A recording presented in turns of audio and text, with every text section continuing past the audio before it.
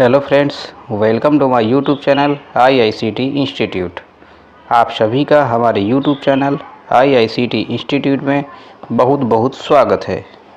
तो dear friends, जैसे कि आप देख पा रहे हैं, आज की इस वीडियो में हम UIDAI एग्ज़ाम, जिसमें कि आधार सुपरवाइज़र या ऑपरेटर एग्ज़ाम के मोस्ट इम्पॉर्टेंट क्वेश्चन आंसर हैं, हम उसका चैप्टर नंबर 9 लेके आए हैं। तो इससे पहले के जो वीडियो हैं उसके लिंक हमने डिस्क्रिप्शन बॉक्स में प्रोवाइड करा दिया है। अगर आप उस वीडियो को देखना चाहते हैं तो डिस्क्रिप्शन बॉक्स में जाके देख सकते हैं। तो फ्रेंड्स, हम यहाँ आपका UIDAI एग्ज़ाम के मोस्ट इम्पॉर्टेंट क्वेश्चन आंसर कराने वाले हैं। अगर आप भी आधार सेंटर खोलना चाहते हैं तो आप इस वीडियो को स्किप बिल्कुल भी ना करें। तो फ्रेंड्स, वीडियो को शुरू करने से पहले अगर आप नए हैं तो चैनल को सब्सक्राइब ज़रूर कर लें, ताकि आपको आने वाली नई अपडेट की जानकारी मिलती रहे। तो चलिए दोस्त, शुरू करते हैं।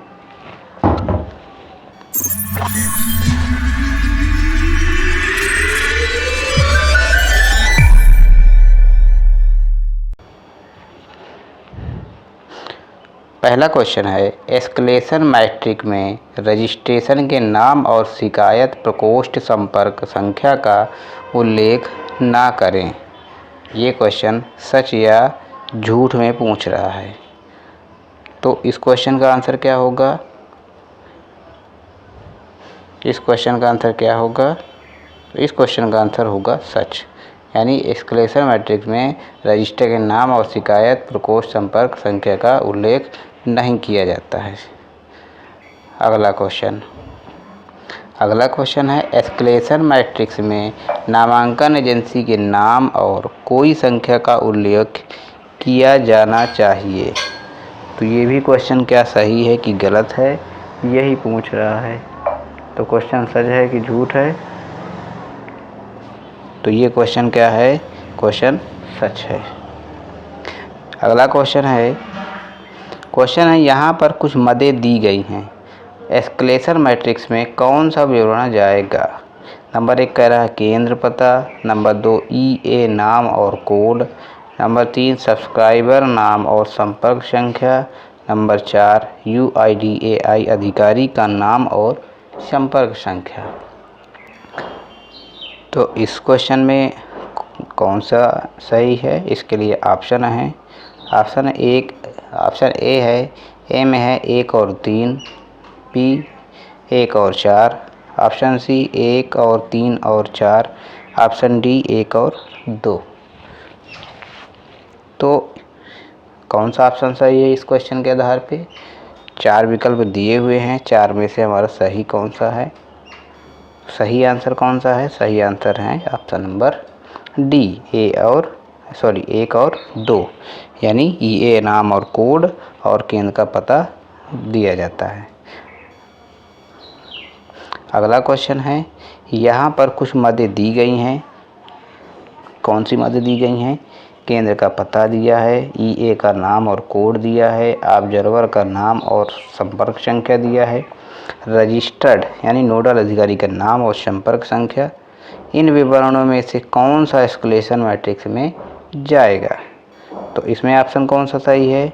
ऑप्शन है 1 और 3 ए का, ऑप्शन बी में है 1 और 4, ऑप्शन सी 1, 3 और 4, ऑप्शन डी 1 और 2। तो ये क्वेश्चन भी पिछले क्वेश्चन के आधार पे है, सेम क्वेश्चन। तो इस क्वेश्चन का आंसर कौन सा सही है? तो क्वेश्चन का आंसर है हमारा ऑप्शन नंबर सी सही है। अगला क्वेश्चन है, यहाँ कुछ मदें दी गई हैं। नंबर 1 दिए है केंद्र का पता, 2 में ऑपरेटर का नाम और संख्या, 3 में दिया है ऑब्जर्वर का नाम और संख्या, और 4 में दिया है रजिस्ट्रार नोडल अधिकारी का नाम और संपर्क संख्या। इन विवरणों में से कौन सा एस्केलेशन मैट्रिक्स में जाएगा? इसके भी ऑप्शन है, पिछले क्वेश्चन के आधार पर सेम आंसर इसमें भी है। पहले ऑप्शन में है 1 और 3, ऑप्शन बी 1, 2 और 4, ऑप्शन सी 1, 3 और 4, ऑप्शन डी 1 और 2। तो कौन सा आंसर सही है इस क्वेश्चन में? तो इस क्वेश्चन का आंसर होगा ऑप्शन नंबर बी, 1, 2 और 4। अगला क्वेश्चन है यहाँ कुछ आइटम दिए हैं। नंबर 1 का पता, नंबर 2 ऑपरेटर नाम और संपर्क संख्या, नंबर 3 संपर्क शिकायत प्रकोष्ठ, नंबर 4 रजिस्ट्रार यानी नोडल अधिकारी का नाम और संपर्क संख्या। इन विवरणों में से कौन सा एस्केलेशन मैट्रिक्स में जाएगा? ऑप्शन ए में है 1 और 2, ऑप्शन बी 1, 2 और 4, ऑप्शन सी है 1, 3 और 4, ऑप्शन डी 1, 2, 3 और 4। तो क्वेश्चन का सही आंसर कौन सा है? तो क्वेश्चन का सही आंसर है ऑप्शन नंबर डी।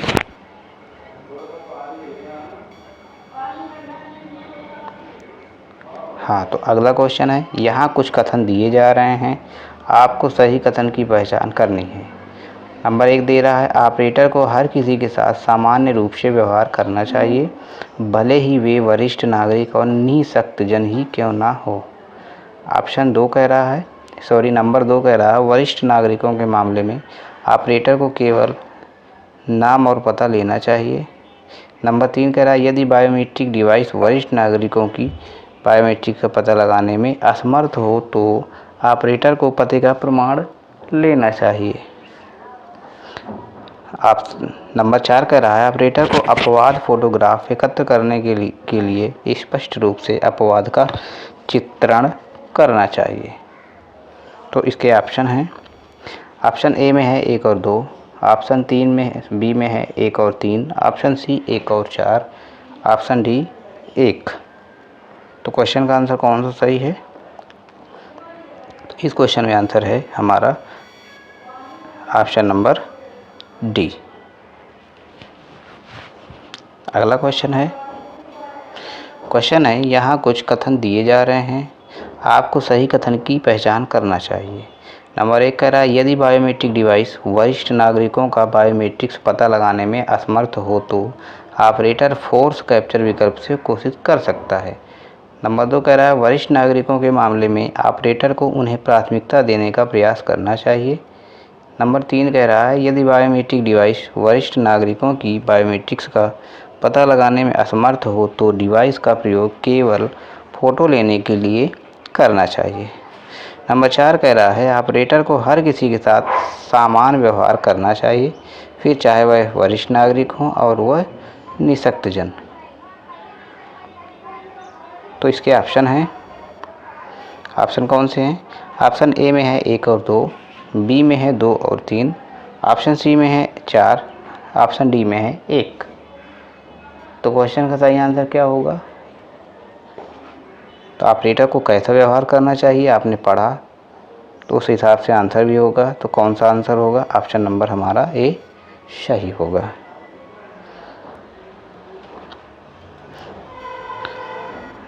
अगला क्वेश्चन है, आधार पुनः प्राप्ति प्रक्रिया का उद्देश्य क्या है? ऑप्शन है, निवासियों को जोड़ना और उनके आधार बीज की जल्दी में हो सकता है।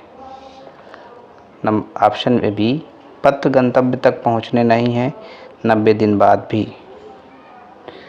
ऑप्शन सी है, निवासियों को उनके EID या UID खोना। ऑप्शन डी है दिए गए सभी विकल्प। तो क्वेश्चन का आंसर कौन सा है? तो आधार पुनः प्राप्ति का उद्देश्य क्या है?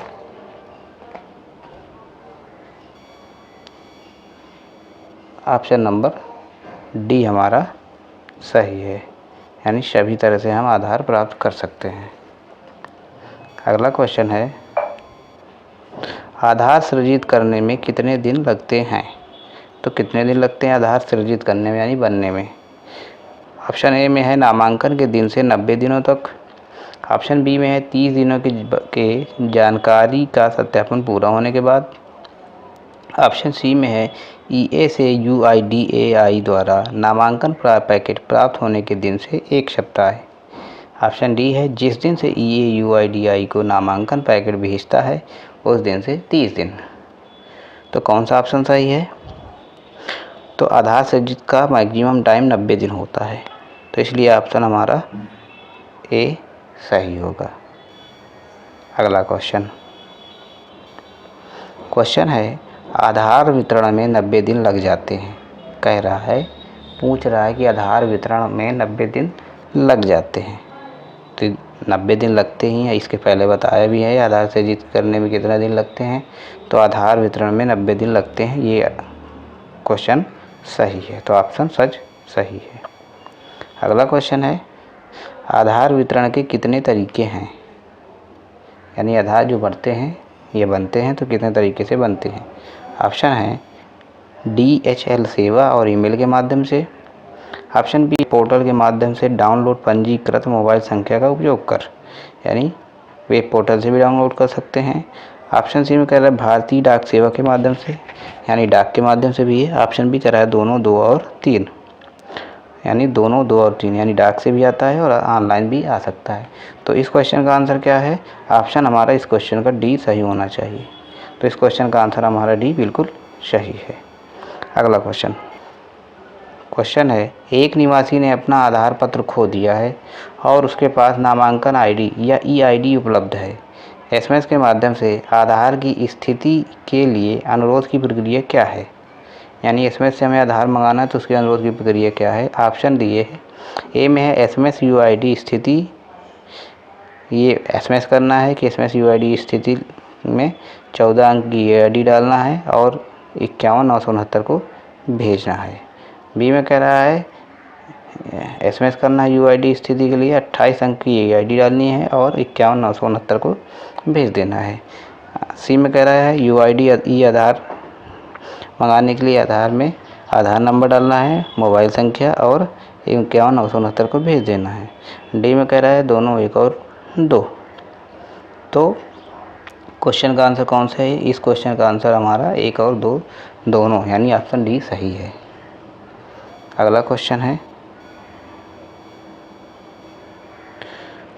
एक निवासी अपने आधार की स्थिति जानने के लिए 51,969 पर एसएमएस कर सकता है। तो ये ऑप्शन सही है, 51,969 पर एसएमएस कर सकता है जिससे उसकी जानकारी मिल जाएगी। तो ऑप्शन सच है। अगला क्वेश्चन है रेणु ने आधार के लिए आवेदन किया। उसने एक नामांकन केंद्र में अपना जनसांख्यिकी और बायोमेट्रिक विवरण दिया। विवरण की पूरी प्रक्रिया होने और रेणु का आधार भेजने में कितने दिन का समय लगेगा। ऑप्शन में है लगभग 40 दिन, लगभग 50 दिन, लगभग 70 दिन, 90 दिनों तक। तो आधार बनने के लिए अधिकतम समय 90 दिन माना जाता है।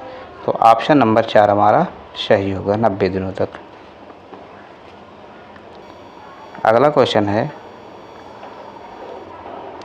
राधा 10वीं कक्षा की छात्रा है। वह सरकारी छात्रवृत्ति कार्यक्रम का लाभ लेना चाहती है। वह अपने आधार को योजना से लिंक कराने के लिए जल्दबाजी कर रही है जिससे कि वह अपनी पढ़ाई जारी रख सकती है।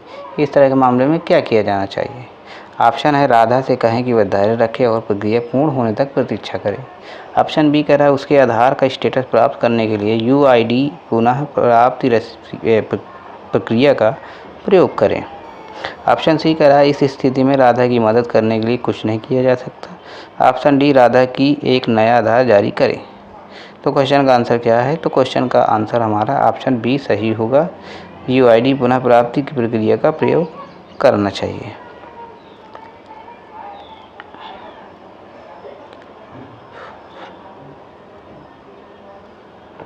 अगला क्वेश्चन है हमारा एक निवासी का आधार कार्ड खो गया लेकिन वह अपना आधार संख्या जानता है। वह अपने निजी ईमेल आईडी पर अपना आधार प्राप्त करना चाहता है। उसे स्थिति में क्या करना चाहिए। ऑप्शन है नामांकन केंद्र पर जाएं और उन्हें आधार डाउनलोड करने और अपने ईमेल पर भेजने के लिए अनुरोध करें। यूआईडीआई की वेबसाइट पर जाएं ई आधार डाउनलोड करें। ऑप्शन सी यहाँ संभव नहीं है। ऑप्शन डी दोनों 1 और 2।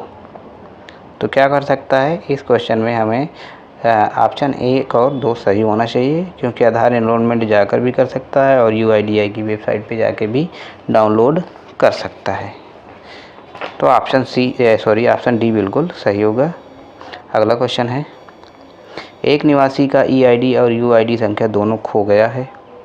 अपने आधार को पुनः प्राप्त करने के लिए उसे निम्नलिखित वेबसाइटों में से किसका अनुसरण करने की आवश्यकता है।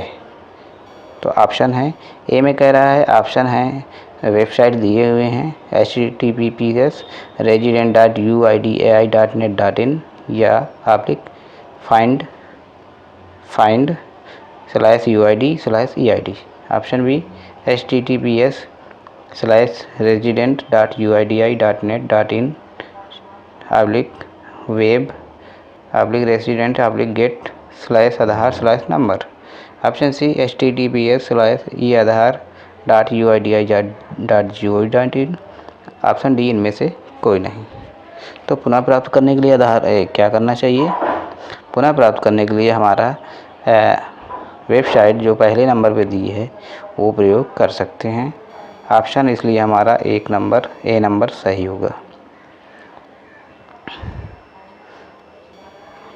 तो अगला क्वेश्चन है, PDF प्रारूप के रूप में eAadhar.uidai.gov.in से आधार डाउनलोड करने के लिए निम्नलिखित में से कौन सी जानकारी दर्ज करनी चाहिए? ऑप्शन ए है UID संख्या, ऑप्शन बी नाम, ऑप्शन सी है पंजीकृत मोबाइल नंबर पर प्राप्त OTP, ऑप्शन डी दिए गए सभी विकल्प। तो कौन सा ऑप्शन सही होगा? तो इस क्वेश्चन का ऑप्शन हमारा सही होगा। हम आधार डाउनलोड करते हैं तो नाम से भी कर सकते हैं, UID संख्या से भी कर सकते हैं और पंजीकृत मोबाइल में OTP लेकर भी कर सकते हैं, इसलिए ऑप्शन हमारा डी सही होगा। तो अगला क्वेश्चन है, आधार संबंधित किसी भी समस्या के लिए एक निवासी निम्नलिखित में से किस नंबर पर फ़ोन कर सकते हैं? तो किस नंबर पर फ़ोन कर सकते हैं? 51,969 पे या 1947 पे या 53,363 पर या 1950 पर? तो आधार संबंधित किसी भी समस्या के लिए हमें 1947 पर कॉल कर सकते हैं। तो ऑप्शन हमारा बी सही होगा। अगला क्वेश्चन है, कीरथाना आधार के लिए अपना नामांकन किया है, स्टेटस जानने के लिए वह निम्नलिखित वेबसाइटों में से किसका अनुसरण कर सकती है? ऑप्शन है, ए में है https://eadhar.uidi.in पर, बी में है http://uidi.gov.in, सी में है aadharstatus.com, डी में दोनों, एक और दो। तो क्वेश्चन का आंसर कौन सा सही है? तो ये ऑप्शन नंबर हमारा 4 सही होगा, 1 और 2 दोनों के लिए।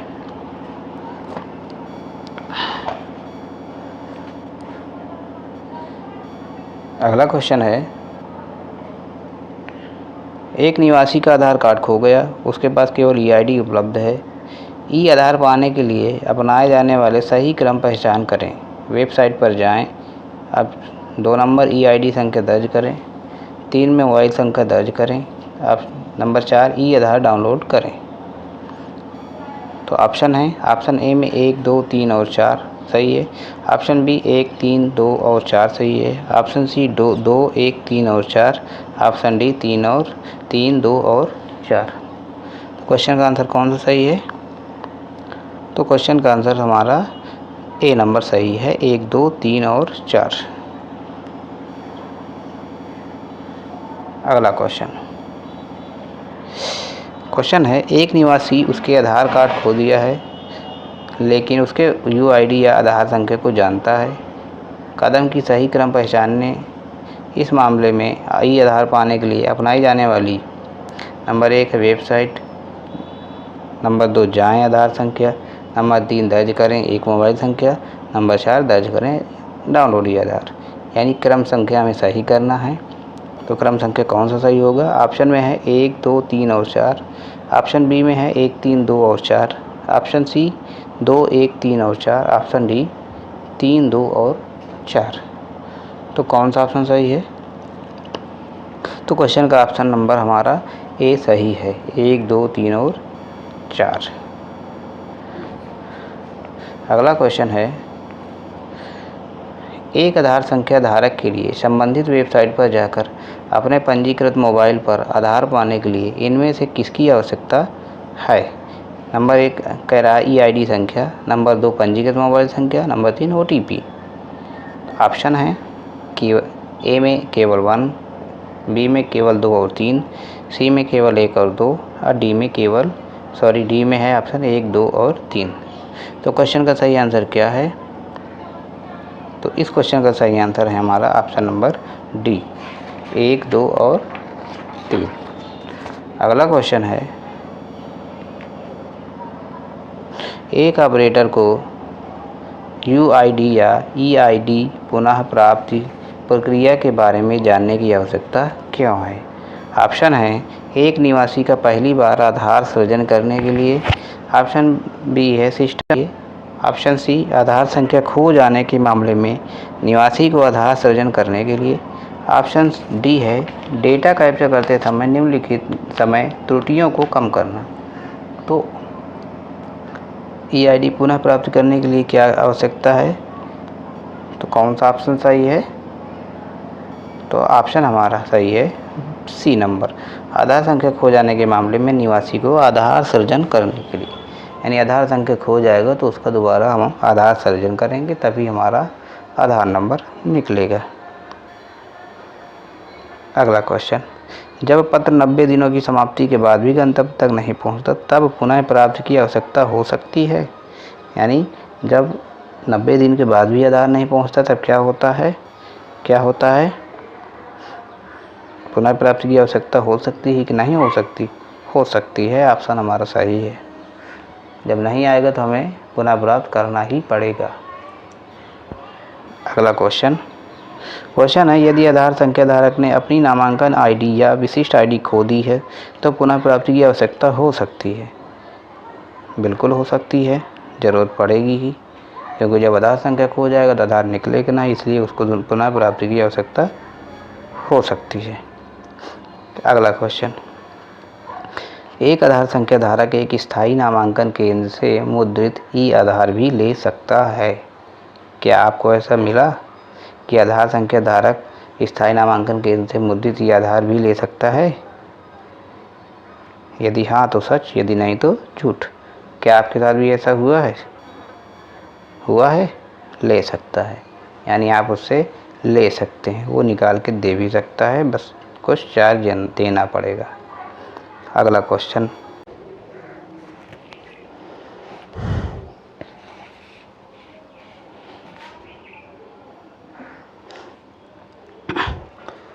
तो क्वेश्चन है, यूआईडी पुनः प्राप्ति प्रक्रिया निम्नलिखित में से किस मामले में मददगार है?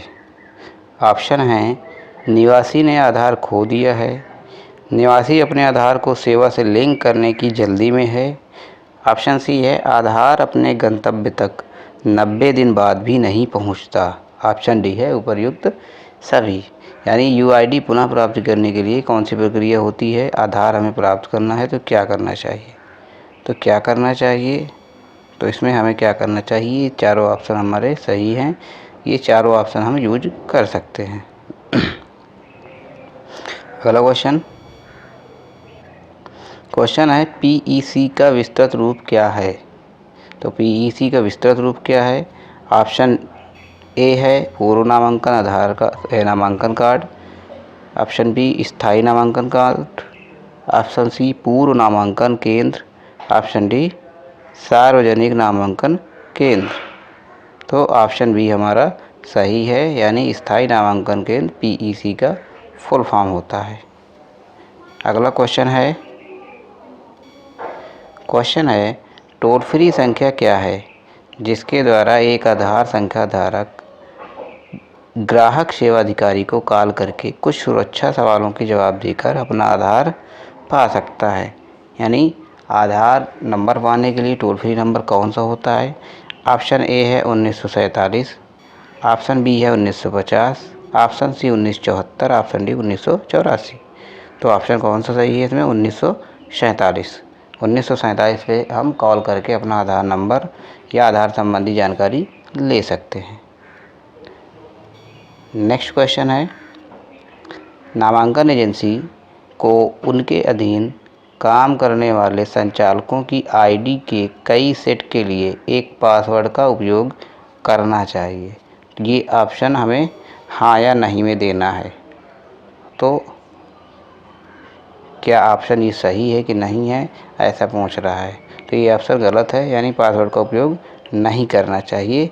ऑप्शन बी हमारा सही है। अगला क्वेश्चन है, नामांकन एजेंसी को ऑपरेटर से या पर्यवेक्षकों के बायोमेट्रिक्स के उनके ऑनलाइन बोर्डिंग के दौरान कैप्चर करने से बचना चाहिए। तो क्या ये कैप्चर करने से बचना चाहिए या नहीं? हाँ या नहीं में आंसर देना है। तो हमें कैप्चर करने से बचना चाहिए। ऑप्शन हमारा सही है, यानी हाँ। अगला क्वेश्चन है जहां निवासी ने कोई भी डेटा उपलब्ध नहीं कराया हो वहां नामांकन कर्मचारी को एन या ए दर्ज करना चाहिए। यानी जिस ऑप्शन में निवासी कोई डेटा दर्ज नहीं कराता है वहां एन या ए दर्ज करना चाहिए। कह रहा है हाँ या नहीं में पूछ रहा है, यानी सच या झूठ में पूछ रहा है। तो सच है कि झूठ? ये ऑप्शन झूठ है, नहीं करना चाहिए। अगला क्वेश्चन है, अस्वीकरण से बचने के लिए नए सिरे से किसी भी नामांकन को करने से पूर्व आधार सुविधा की सक्रियता का पता लगाने के लिए, यहाँ पे ब्लैंक स्थान है, को अग्र सक्रियता का उपयोग करने की आवश्यकता होती है। तो यहाँ पे कौन सा ऑप्शन भरा जाएगा? ऑप्शन है ऑपरेटर्स या पर्यवेक्षक, option B subscriber, option C परिचयकर्ता, ऑप्शन डी रजिस्ट्रार। तो यहाँ पे किसको लगाने के लिए किसको अग्र सक्रियता का उपयोग करने की आवश्यकता होती है? ऑपरेटर्स या पर्यवेक्षक को। तो ऑप्शन हमारा कौन सा सही होगा? ऑप्शन हमारा ए नंबर सही होगा। ये ऑप्शन हमारा सही सेट होगा। अगला ऑप्शन है, नामांकन या अद्यतन के दौरान नामांकन कर्मचारी को मोबाइल संख्या, फिर यहाँ पे ब्लैंक स्थान है, को साझा करना सुनिश्चित करना चाहिए। तो यहाँ पे कौन सा ऑप्शन सही सेट होगा? ऑप्शन है रजिस्ट्रार, परिचयकर्ता, निवासी, सब्सक्राइबर। तो यहाँ पे कौन सा ऑप्शन सेट होना चाहिए? तो मोबाइल संख्या किसको साझा करना सुनिश्चित करना चाहिए? तो मोबाइल संख्या निवासी को साझा करना सुनिश्चित करना चाहिए। तो ऑप्शन हमारा सी नंबर सही है। अगला क्वेश्चन है बायोमेट्रिक अपवाद और उंगली के निशान सही नहीं पाए जाने पर नामांकन कर्मचारी द्वारा किसी भी निवासी को नामांकन करने से इनकार कर देना चाहिए। तो कर देना चाहिए, यानी बायोमेट्रिक अपवाद और उंगली के निशान सही नहीं पाए जाने पर नामांकन कर्मचारी द्वारा किसी भी निवासी को नामांकित करने से इनकार कर देना चाहिए। यानी जब कोई इनरोलमेंट करवाने आता है तो उसका यदि फिंगर नहीं लगता है तो क्या वो उसको इनकार कर देना चाहिए कि नहीं करना चाहिए? ये ऑप्शन सच या झूठ में पूछ रहा है। तो क्या करना चाहिए? इनकार नहीं करना चाहिए, ऑप्शन झूठ है। अगला क्वेश्चन है, नामांकन कर्मचारी को निवासी से नवीन नामांकन के लिए किसी भी प्रकार के भुगतान के लिए नहीं कहना चाहिए। यानी जब हम नामांकन करते हैं या ऑपरेटर नामांकन करता है तो उसको निवासी से कोई भी पैसा लेने की बात नहीं कहनी चाहिए। तो ये ऑप्शन बिल्कुल सच है। अगला क्वेश्चन है निवासी के पूर्व नामांकन की स्थिति जांचने के बिना नामांकन कर्मचारी को निवासी का पुनः नामांकन नहीं करना चाहिए। ये भी ऑप्शन सच या झूठ में पूछ रहा है कि निवासी के पूर्व नामांकन की स्थिति जानने के बिना नामांकन कर्मचारी को निवासी का पुनः नामांकन नहीं करना चाहिए। यानी निवासी से पूछना चाहिए ऑपरेटर को कि क्या उसने पूर्व नामांकन करवाया है या नहीं करवाया, यदि करवाया है तो उसकी स्थिति क्या रही है। तो ये ऑप्शन सही होगा। तो ऑप्शन क्या है? सही है।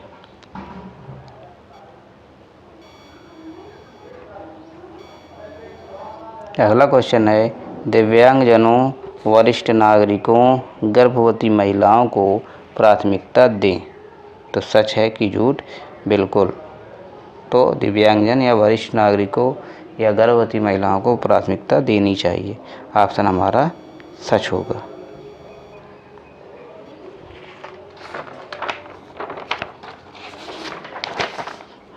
अगला क्वेश्चन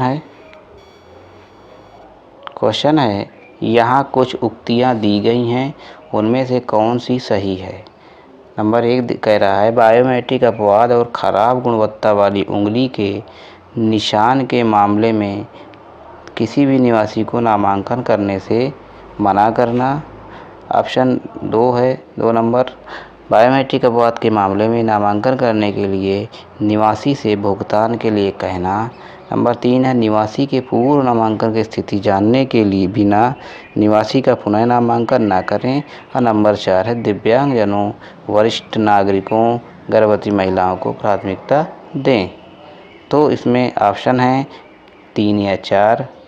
ऑप्शन बी में कह रहा है 1 या 4। तो कौन सा ऑप्शन सही होगा?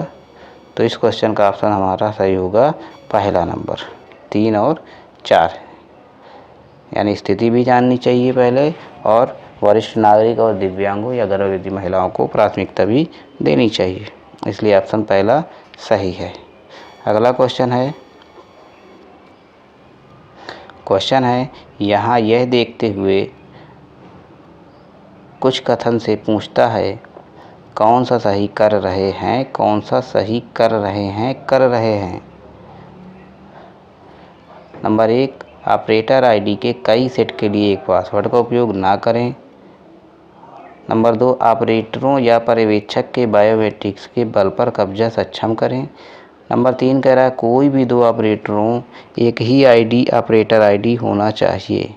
नंबर 4 एक ऑपरेटर या सुपरवाइज़र एक और की ओर से नामांकन हस्ताक्षर करने के लिए अनुमति दें। तो इसमें कौन सही कर रहा है, कौन गलत कर रहा है, ये बताना है।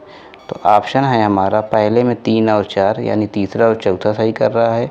ऑप्शन बी में कह रहा है दूसरा और चौथा सही कर रहा है। ऑप्शन सी में पहला या तीसरा सही कर रहा है। ऑप्शन डी में कह रहा है पहला या चौथा सही कर रहा है। तो इसमें कौन कौन सही कर रहा है? इसमें ऑपरेटर और आईडी के कई सेट के लिए पासवर्ड का उपयोग नहीं करना चाहिए, ये सही कह रहा है। तीसरा नंबर कह रहा है कोई भी 2 ऑपरेटरों एक ही ऑपरेटर आईडी का होना नहीं चाहिए, यानी एक ऑपरेटर के 2 आईडी नहीं चला सकता, इसलिए इस क्वेश्चन का तीसरा ऑप्शन सही होगा, 1 और 3।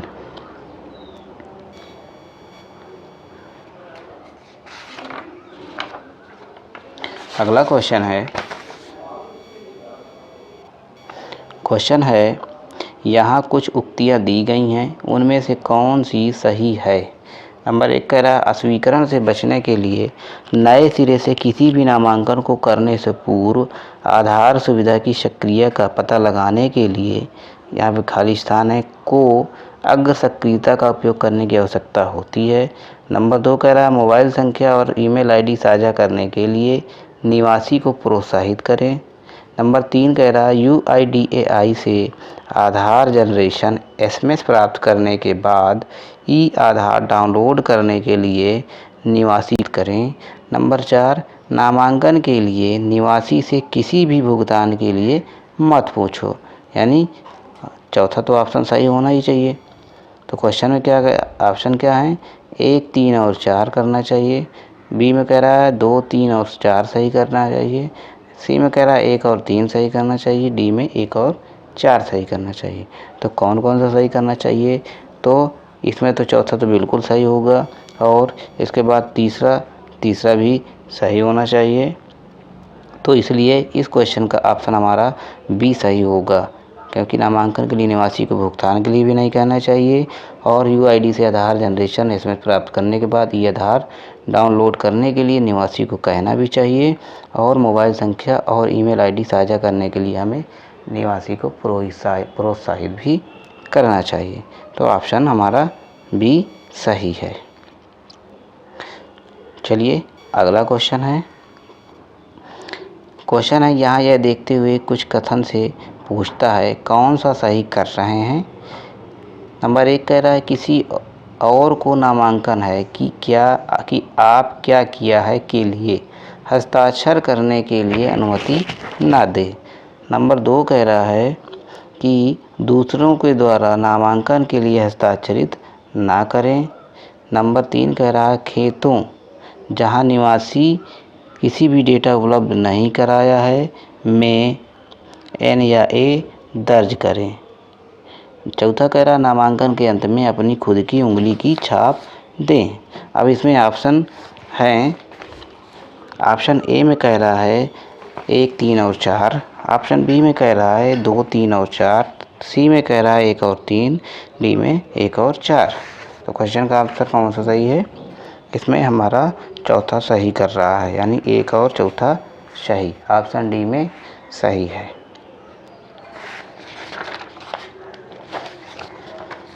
अगला क्वेश्चन है, यहाँ कुछ उक्तियाँ दी गई हैं, उनमें से कौन सही है? नंबर 1 कह रहा है नामांकन से पहले और नामांकन के दौरान निवासी को नामांकन प्रक्रिया की विस्तृत जानकारी दें। सही है। नंबर 2, उन गैर अनिवार्य फील्डों को खाली छोड़ें जिनका निवासी ने कोई डेटा प्रस्तुत नहीं किया है। नंबर 3 कह रहा है आइरिस कैप्चर के दौरान चेहरे की छवि लेने के लिए टेबल लैम्प का प्रयोग करें। और नंबर 4 कह रहा है आधार क्लाइंट में स्वयं के पर्यवेक्षक के ऑपरेटर आईडी से लॉगिन करें। तो आई थिंक ये सारे क्वेश्चन सही होने चाहिए या 1-2 सही होने चाहिए। तो ऑप्शन है ए में है 1, 3 और 4, ऑप्शन बी में है 1, 3 और 4, सॉरी इसमें पहला ऑप्शन होगा 1, 3 और 4 और ऑप्शन 2 में होगा 2, 3 और 4, ऑप्शन सी में होगा 1, 2 और 3, ऑप्शन डी में होगा 1, 3 और 4। तो क्वेश्चन का आंसर कौन सा सही होगा? तो इसमें हमारा ऑप्शन नंबर बी 2, 3 और 4 सही होगा। बी नंबर में जो टाइप किया हुआ है गलत हो गया है, यहाँ पे ऑप्शन 2, 3 और 4 होंगे, इसलिए ऑप्शन बी 2, 3 और 4 सही होगा। अगला क्वेश्चन है, क्वेश्चन सच या झूठ में पूछ रहा है कि ऑपरेटर या पर्यवेक्षक अन्य ऑपरेटर को उसके लॉगिन क्रेडेंशियल का उपयोग कर उसके नामांकन क्लाइंट पर लॉगिन करने की अनुमति देना चाहिए। तो ये ऑप्शन सच है कि झूठ है? तो ये ऑप्शन झूठ है। अगला क्वेश्चन है, ऑपरेटर या सुपरवाइजर को धोखाधड़ी से बचने के लिए अक्षर पासवर्ड ब्लैंक स्थान है करना चाहिए। तो पासवर्ड क्या करना चाहिए? नंबर 1 है चेंज करना चाहिए, परिवर्तन करना चाहिए, चेंज करना चाहिए, ऑप्शन बी है कोई बदलाव नहीं करना चाहिए, ऑप्शन सी भूल जाओ, ऑप्शन डी दिए गए सभी विकल्प। तो इस मामले में ऑपरेटर या सुपरवाइजर क्या करना चाहिए? इस मामले में ऑपरेटर या सुपरवाइजर को अक्सर पासवर्ड हमारा चेंज करना चाहिए। तो ऑप्शन ए सही होगा। अगला क्वेश्चन है, ऑपरेटर सिंक के लिए आदर्श आवृत्ति क्या होनी चाहिए? ऑपरेटर को जब सिंक करती है मशीन तब उसके लिए आवृत्ति क्या होनी चाहिए? ऑप्शन है रोज़ाना, मासिक, वार्षिक, छमाही। तो जब ऑपरेटर मशीन सिंक करता है तो उसको रोज़ाना सिंक करने की आवृत्ति होती है, तो रोज़ाना वो सिंक होती है मशीन, इसलिए ऑप्शन हमारा ए सही है। अगला क्वेश्चन है, ऑपरेटर या पर्यवेक्षक को नामांकन या अद्यतन प्रक्रिया करने के लिए, यहाँ ब्लैंक स्थान है, का पालन करना चाहिए। तो करने के लिए क्या का पालन करना चाहिए? ऑप्शन है स्टैंडर्ड ऑपरेटर, ऑप्शन बी कोई भी, ऑप्शन सी मेडिकल और डी ग्राहक संतुष्टि। तो क्या करना चाहिए? अद्यतन या नामांकन प्रक्रिया करने के लिए स्टैंडर्ड ऑपरेटर का पालन करना चाहिए। ऑप्शन हमारा ए सही है। अगला क्वेश्चन है, निवासी द्वारा प्रदान किया गया कोई भी दस्तावेज पहचान के प्रमाण और निवास के प्रमाण के रूप में मान्य हो सकता है। ऑप्शन है ए में है हाँ, बी में है नहीं। तो हाँ या नहीं में ऑप्शन देना, आंसर देना है। तो क्या करना चाहिए? पहचान के प्रमाण और निवास के प्रमाण के रूप में मान्य हो सकता है निवासी द्वारा दिया गया कोई भी दस्तावेज। तो ये क्वेश्चन क्या है? झूठ है, नहीं। निवास के लिए निवास का ही प्रमाण होना जरूरी है। अगला क्वेश्चन है, क्वेश्चन है, नामांकन या अद्यतन प्रक्रिया के दौरान किसी भी सह ऑपरेटर या पर्यवेक्षक के किसी धोखेबाजी की प्रक्रिया के मामले किसे सूचित किए जाने की आवश्यकता है? ऑप्शन हैं अधिकार, निवासी, पुलिस, स्थायी सांसद या विधायक।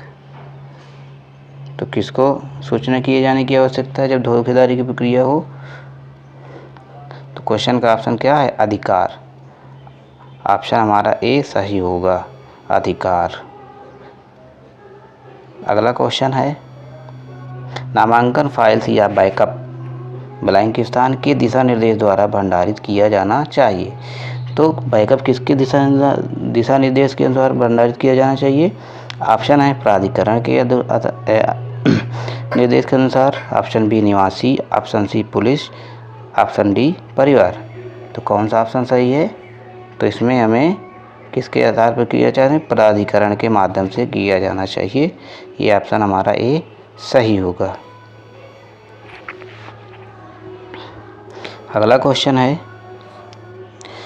है, बायोमेट्रिक अपवाद के मामले नामांकन कर्मचारी द्वारा निवासी के प्रति उसकी भावना के अनुरूप सुलझाए जाने चाहिए। तो ये ऑप्शन है, ऑप्शन ए सही है, ऑप्शन बी गलत है, ऑप्शन सी है दुविधा के बाद, ऑप्शन डी इनमें से कोई नहीं। तो अपवाद के मामले में नामांकन कर्मचारी द्वारा निवासी के प्रति उसकी भावना के अनुरूप क्या दुविधा के बाद सुलझाने जाने चाहिए। ऑप्शन हमारा सी सही होगा, यानी दुविधा दूर करने के बाद सुलझाए जाने चाहिए। अगला क्वेश्चन है, नामांकन या अद्यतन डिवाइस के जीपीएस समन्वय की आवश्यकता कब पड़ती है, यानी जीपीएस कब यूज किया जाता है? तो ऑप्शन है रोज नामांकन या अद्यतन गतिविधि शुरू करने से पहले, ऑप्शन बी है दिन के अंत में एक बार सभी गतिविधियां पूरा करने के लिए, ऑप्शन सी महीने में एक बार, ऑप्शन डी नामांकन डिवाइस खरीदते समय। तो मैं आपको बता दूं कि जब भी ऑपरेटर मशीन चालू करेगा तो जीपीएस रोज को चालू करने की आवश्यकता पड़ती है। तो डेली जीपीएस की आवश्यकता पड़ेगी, इसलिए ऑप्शन इसका ए हमारा सही होगा। बिना जीपीएस के मशीन सिंक नहीं हो सकती। अगला क्वेश्चन है, क्या एक ऑपरेटर या सुपरवाइज़र एक ही आईडी का उपयोग करके एकाधिक नामांकन या अद्यतन मशीनों पर काम कर सकता है, यानी कई मशीनों पर काम कर सकता है कि नहीं? ऑप्शन है हाँ, ऑप्शन बी नहीं, ऑप्शन सी हाँ जब तक पता नहीं चलता, ऑप्शन डी दिए गए सभी विकल्प। तो आपको बता दें कि ऑपरेटर या सुपरवाइज़र एक ही आईडी का प्रयोग सिर्फ एक सिस्टम पे ही कर सकता है, इसलिए ऑप्शन बी हमारा नहीं सही होगा। अगला क्वेश्चन है, ऑपरेटर या सुपरवाइज़र को बेहतर अभ्यासकर्ता के रूप में अपने सभी खातों के लिए एक ही पासवर्ड का उपयोग करना चाहिए। ऑप्शन है पासवर्ड नहीं पासवर्ड अक्सर बदला जाना चाहिए, हाँ याद रखने और प्रयोग करने की सुविधा के लिए, ऑप्शन सी अपनी सुविधा अनुसार, ऑप्शन डी दिए गए सभी विकल्प। तो मैंने इसके पहले ही बताया था कि ऑपरेटर सुपरवाइज़र को अपनी सुरक्षा के लिए पासवर्ड हमेशा बदलते रहना चाहिए। तो लेकिन इसमें क्या कह रहा है कि अपने खातों के लिए एक ही पासवर्ड का उपयोग करना चाहिए, तो नहीं पासवर्ड अक्सर बदलना चाहिए। तो हमने बताया भी है कि पासवर्ड अक्सर बदलते रहना चाहिए। अगला क्वेश्चन है, धोखाधड़ी के किसी भी मामले में ऑपरेटर या पर्यवेक्षक से, तो ऑप्शन क्या है? नहीं, धोखाधड़ी की सूचना प्राधिकरण को देनी चाहिए। ऑप्शन बी है हाँ, धोखाधड़ी से नामांकन या अद्यतन पूरा किया जाना चाहिए। ऑप्शन सी किसी को भी सूचित नहीं किया जाना चाहिए। ऑप्शन डी इनमें से कोई भी नहीं। तो क्या करना चाहिए? इसमें हमें प्राधिकरण को सूचना अवश्य देनी चाहिए, इसलिए ऑप्शन हमारा ए नंबर सही है। अगला क्वेश्चन है, सभी नामांकन या अद्यतन संबंधित फाइलें या बैकअप किसी भी उपकरण में संग्रहित किया जाना चाहिए और अन्य ऑपरेटर को दिया जाना चाहिए। तो क्या करना चाहिए? ऑप्शन में है नहीं, बैकअप सुरक्षित रखना होना चाहिए। अब ऑप्शन बी में कह रहा है हाँ, उसके लिए अपने क्रेडेंशियल का उपयोग कर अपलोड करना चाहिए। तो कौन सा आंसर सही है इसका ऑप्शन? तो इसमें से ऑप्शन हमारा पहला सही होगा कि नहीं, बैकअप सुरक्षित होना चाहिए।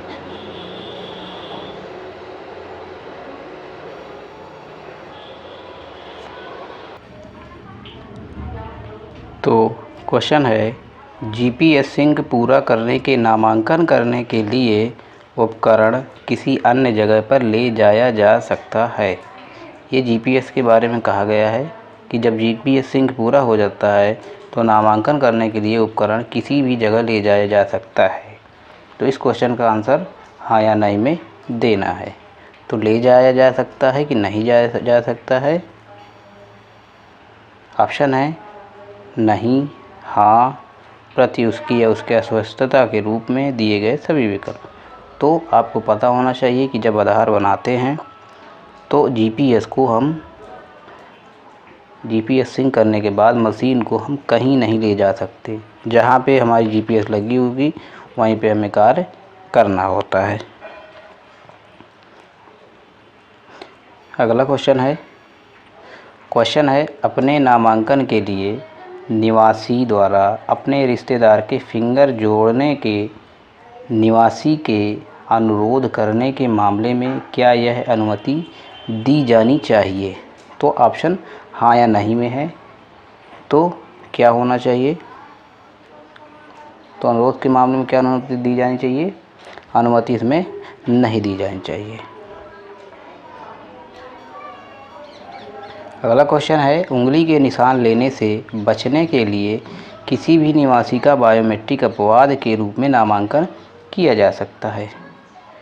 तो ऐसा तो कभी होता नहीं है कि बिना उंगली लिए नामांकन किया जा सके, इसलिए इस क्वेश्चन का ऑप्शन क्या होगा? ए नहीं होगा।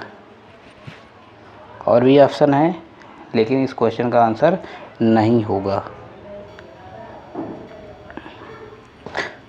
अगला क्वेश्चन है, नामांकन या अद्यतन क्लाइंट में छेड़छाड़ की जा सकती है अगर यह ठीक प्रकार से काम ना कर रहा हो या कोई त्रुटि दिखा रहा है। यानी जब मशीन कोई गड़बड़ कर रही हो, एक नामांकन क्लाइंट जो होता है ईसीए, उसको हम ठीक कर सकते हैं, नहीं कर सकते।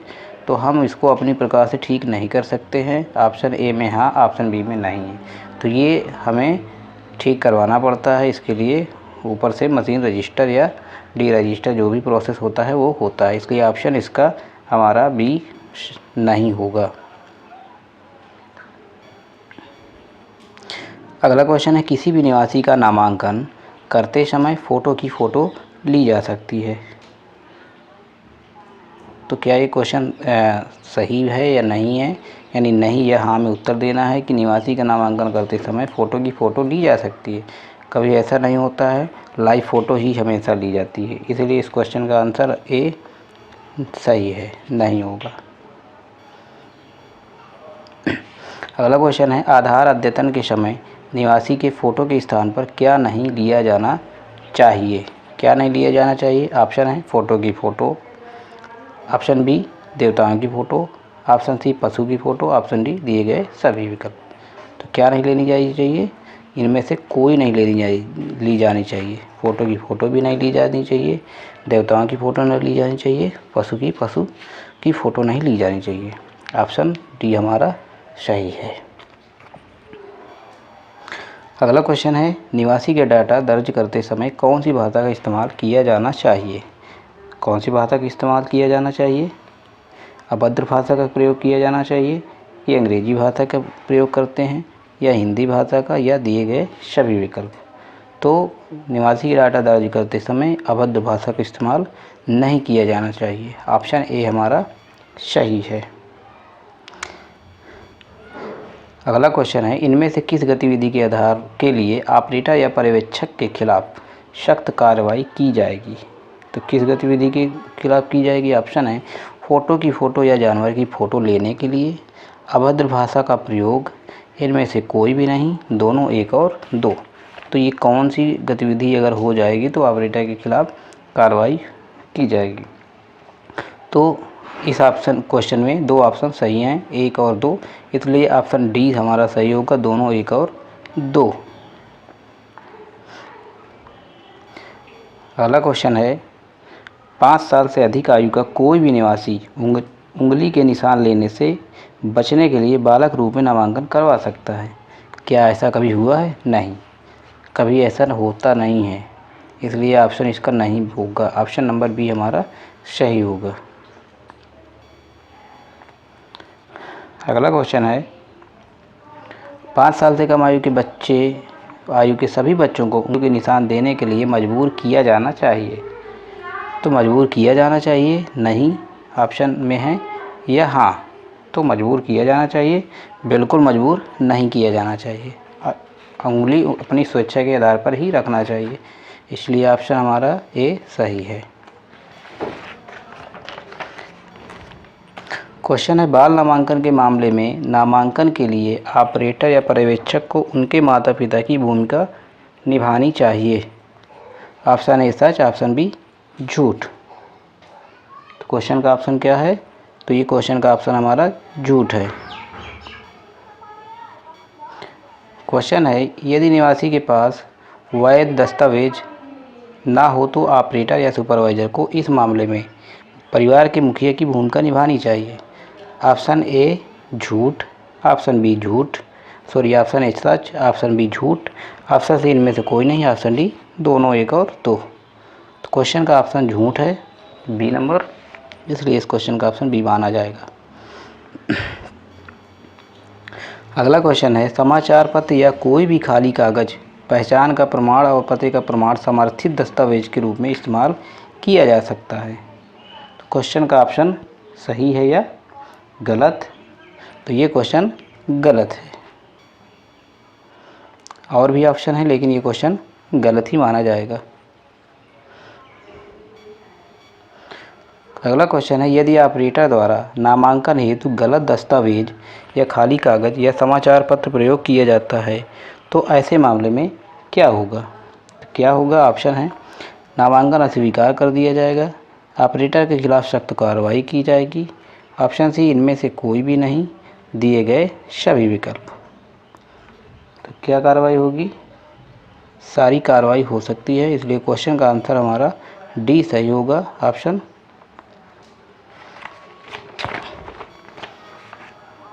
अगला क्वेश्चन है आधार नामांकन करते समय ऑपरेटर मिश्रित बायोमेट्रिक उपयोग कर सकते हैं। तो ये क्वेश्चन है आधार नामांकन के समय किसका मोबाइल संख्या या ईमेल जोड़ा जाना चाहिए?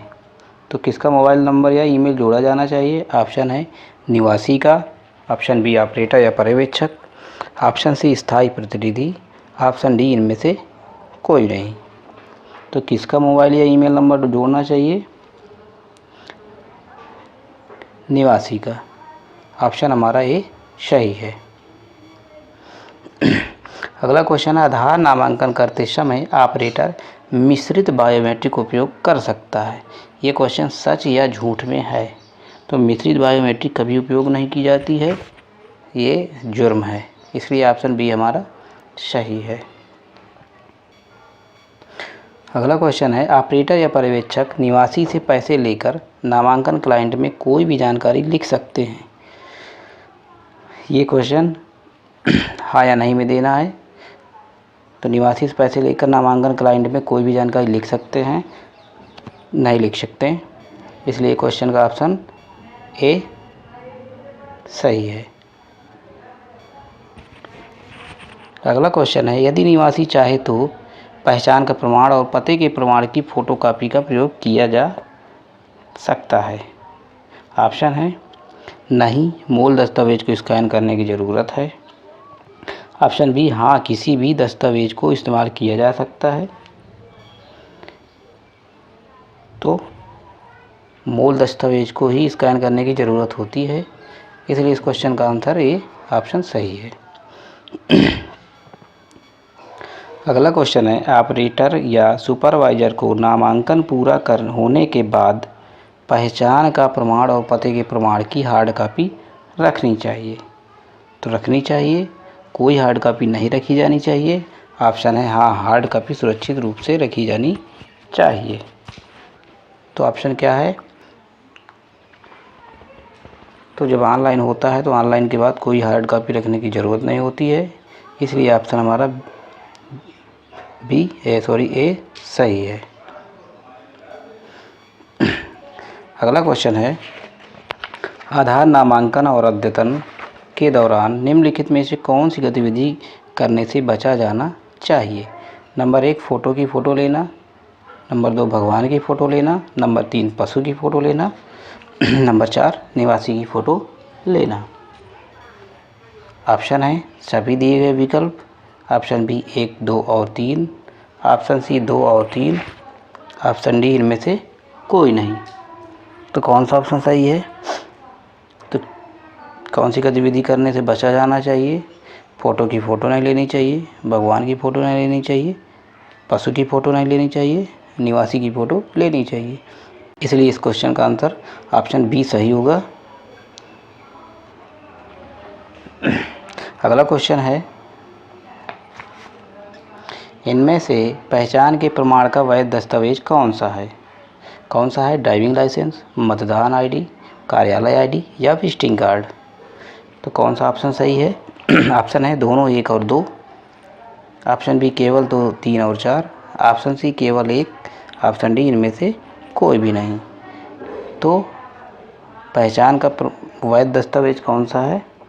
पहचान का वैध दस्तावेज कौन सा है? ऑप्शन हमारा ए सही है, 1 और 2 दोनों हैं, ड्राइविंग लाइसेंस और मतदान आईडी। अगला क्वेश्चन है, मामले में यदि निवासी चाहे तो क्या उसका बायोमेट्रिक किसी भी अन्य निवासी के साथ बदला या मिलाया जा सकता है? हाँ या नहीं में आंसर देना है। तो ऐसा होता नहीं है कि कभी भी किसी के आधार में बायोमेट्रिक अपडेट हो जाए, इसलिए ऑप्शन 2 सही है। अगला क्वेश्चन है, यदि 6 साल के बच्चे के मामले में निवासी बाल नामांकन कराना चाहता है तो क्या उसे अनुमति दी जानी चाहिए? ऑप्शन है हाँ के रूप में यह निवासी द्वारा विरोध किया गया है, बी नहीं क्योंकि उसकी उम्र 5 साल से ऊपर है, सी में है दोनों विकल्प सही नहीं है। तो 6 साल के बच्चे का बाल नामांकन आधार नहीं होता है, बाल नामांकन नहीं होता है। तो क्वेश्चन का ऑप्शन के आंसर क्या है? क्वेश्चन का आंसर है बी नहीं, क्योंकि उसकी उम्र 5 साल से ऊपर है, इसलिए बाल आधार उसका नहीं बनेगा, बाल आधार के लिए नामांकन नहीं हो सकता। अगला क्वेश्चन है, निवासी के अनुरोध करने पर क्या ऑपरेटर या सुपरवाइज़र निवासी की वास्तविक फ़ोटो की बजाय फ़ोटो की फ़ोटो ले सकते हैं? इसके पहले ही बताया है कि ऑपरेटर या सुपरवाइज़र को फ़ोटो की फ़ोटो लेना जुर्म है। अगर ऐसा करता पाया जाएगा तो उसके खिलाफ कानूनी कार्रवाई व उसको जुर्माना भी लग सकता है, इसलिए इस क्वेश्चन का ऑप्शन बी हमारा नहीं सही होगा। अगला क्वेश्चन है, ऑपरेटर द्वारा पहचान का प्रमाण और निवास का प्रमाण की स्कैन प्रतियां एक अलग फोल्डर में रखी जा सकती हैं? ऑप्शन इसमें हाँ या नहीं में पूछता है।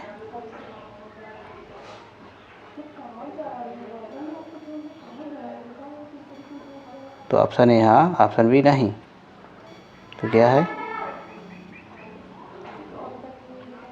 हाँ।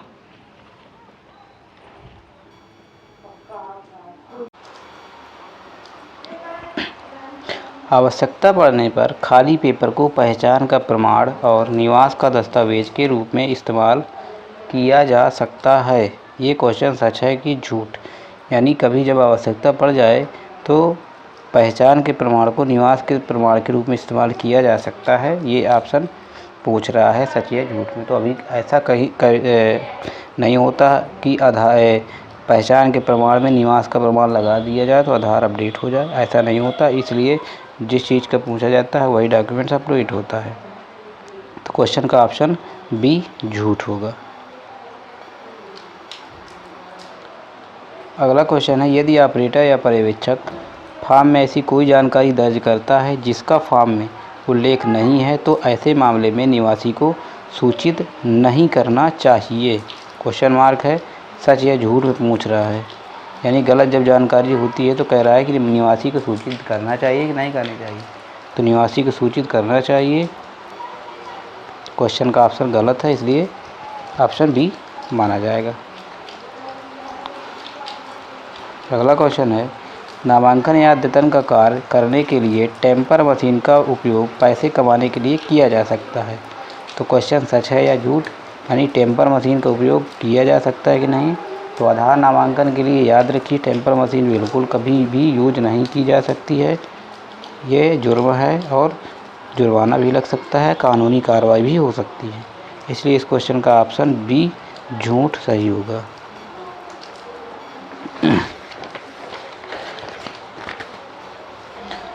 अगला क्वेश्चन है, नामांकन या अद्यतन का कार्य करने के लिए क्या ऑपरेटर को जांच के बिना ही किसी भी अन्य ऑपरेटर द्वारा किए गए नामांकन पर हस्ताक्षर कर देने चाहिए। सच या झूठ, हाँ या नहीं में बताना है। बिना जानकारी के हस्ताक्षर कर देने चाहिए कि नहीं। तो ये क्वेश्चन क्या है, क्वेश्चन गलत है, यानी ऑप्शन ए सही होगा, नहीं करना चाहिए।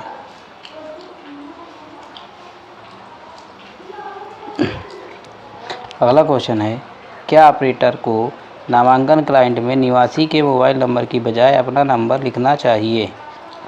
सच है कि झूठ। तो ऑपरेटर को निवासी का ही नंबर डालना चाहिए, इसलिए ये क्वेश्चन क्या होगा, इसलिए ये क्वेश्चन झूठ है। तो दोस्तों ये थे चैप्टर 9 के मोस्ट इम्पॉर्टेंट क्वेश्चन और उनके आंसर। आशा करता हूँ आपको अच्छे से समझ में आया होगा। अगर चैनल को सब्सक्राइब ना किया हो तो सब जरूर कर लीजिएगा और अपने सहयोगियों को शेयर कीजिए।